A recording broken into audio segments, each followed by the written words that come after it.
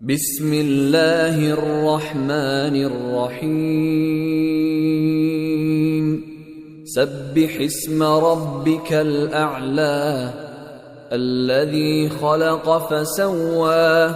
والذي قدر فهدى والذي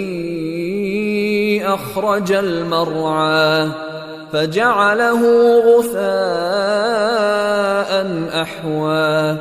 سنقرئك فلا تنسى إلا ما شاء الله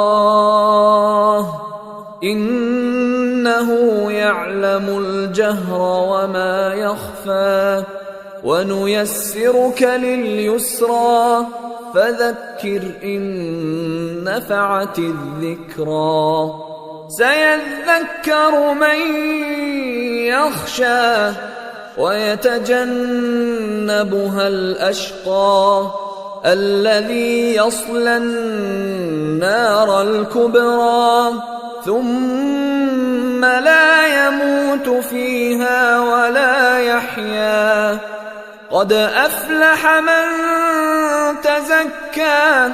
وذكر اسم ربه فصلى بل تؤثرون الحياة الدنيا والآخرة خير وأبقى إن هذا لفي الصحف الأولى صحف إبراهيم وموسى.